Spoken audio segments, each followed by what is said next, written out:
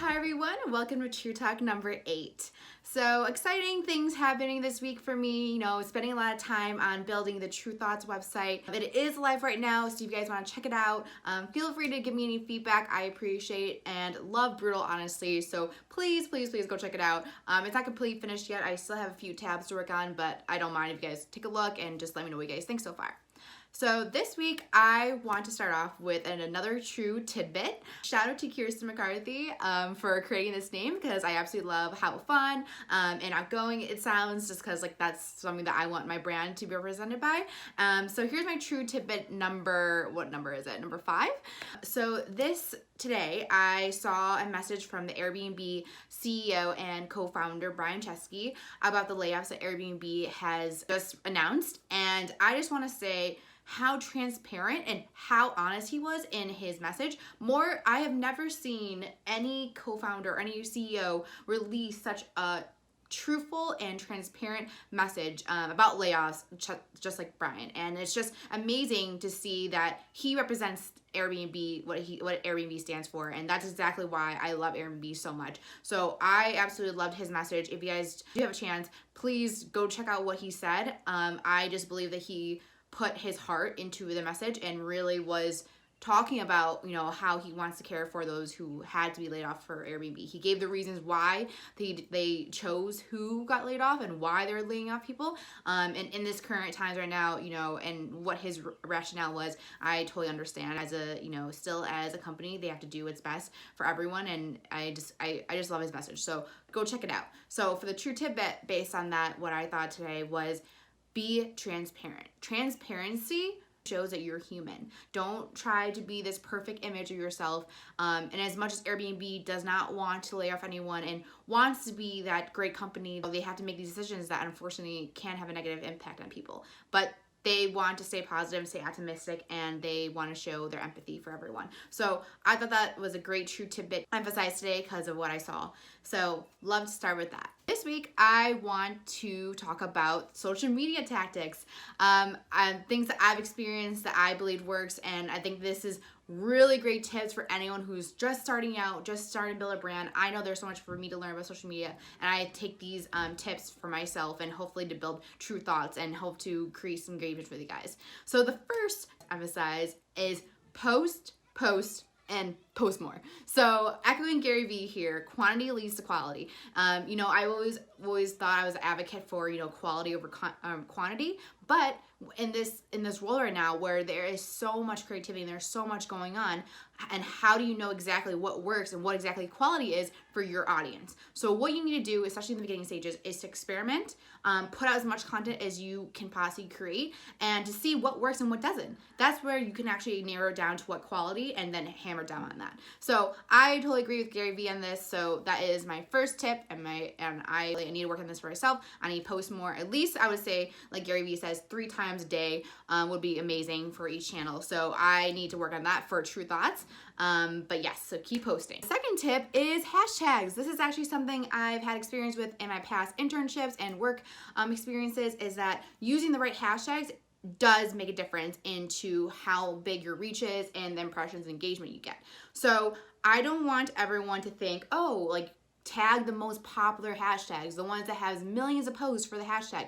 No, do not do that, okay? So I think it's a great idea to mix and vary your hashtags based on the popularity. So you might want to do hashtag travel lover, make it more specific, whatever it may be, to have more of a smaller audience, because in that way you have a bigger impact. If you post in hashtag travel, you're going to be one of billions of posts, and your picture might not be, or your post might not be towards the top. It might be towards the bottom where no one really can see it. So if you do smaller hashtags, it actually helps increase engagement, helps increase impressions, and also reaches the target market that you want. So again, I really emphasize use a variety of popular hashtags. So definitely do that.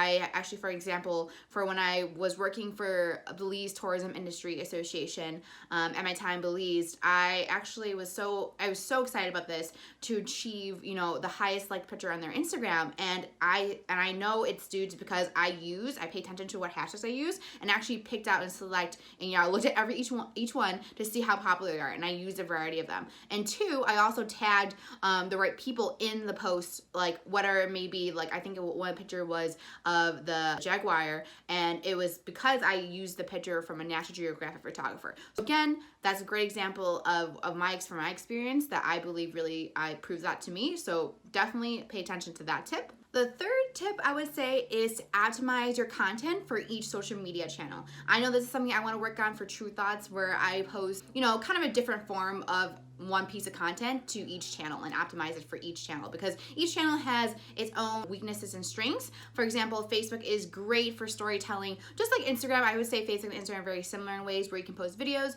but really Facebook is great for videos, and then Instagram is great with pictures. And then Twitter, I would say, is more kind of the news, short blips, obviously, you want to post. Great example that I would like to use here, that a company which took a same piece of content and actually formatted differently for each channel, is Airbnb.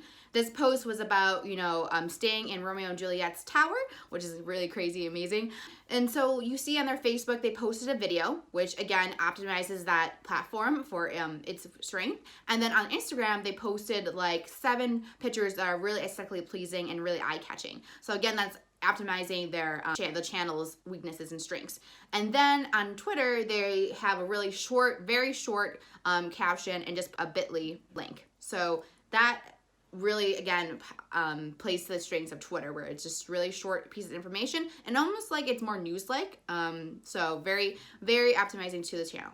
I do want to mention some pieces of content that I think is really creative for IG, because that's the platform that I mostly use. So I would say IG takeovers is really engaging and intriguing, so I would definitely use that to your advantage. And also UGC, so user-generated content. I think people know that UGC is a really heavily tactic used by companies, but something I really want to emphasize, and I think a lot of companies and people don't really think about this, is don't overuse UGC. I think a lot of times people just throw on a picture that a customer posted, and it's just really miscommunicate what you're trying to communicate through your social media. A tip that I think will help you build following on any social media, especially IG, is to know who your audience are, obviously, but then follow who they follow or follow who follows them. Usually, most likely, they follow other people who would act in the same interests as them or very similar to them, and also vice versa, people who follow them. So if you want to build those followers, make sure you follow your target market, but then also make sure you check who they're following and who's following them. The fifth tip I would say to also, you know, obviously increasing engagement and also increasing your following is create a community. You know, comment on other people's posts. Make sure you respond to every single comment on your pictures. That really helps create a community. You know, creating those one-to-one relationships will help you build more of a following, and then they feel like they have a personal connection to you and more personable, that they would want to share it to someone else. Sixth and final tip for social media, and this is something that I believe is an underused feature in Instagram, is the close friends list. I absolutely love this feature because I think it plays a really huge emphasis on Gen Z and how they feel that they want to post content for their friends, not just putting content out for everyone to see, but more specifically their close-knit group, their day ones. So I think that it would be amazing for someone to creatively use this to their advantage for, you know, posting on social media. All right, guys, so that's the social media tips I have for you guys. So 1, post more, post. Quantity leads to quality. Number 2, use a variety of hashtags. Number 3, optimize your content for each platform. Number 4, know who your audience is and then follow who they follow and follow who follows them. Create a community by commenting on their posts, tagging them in your posts, doing IG takeovers. You know, just creating and building a real relationship is going to help you build following and engagement, obviously. And number 6, like I said, an underutilized IG feature that I love, and again, I think that is an amazing way to really create a close-knit community and group, is the close friends list. So make sure you use that to your advantage. You know, I think it's really underutilized right now, and I think a lot of people can create trends with it. So that's all I have for you guys for this True Talk. Next week, I actually have an interview for the True Talk number 9. So I hope to see you guys then.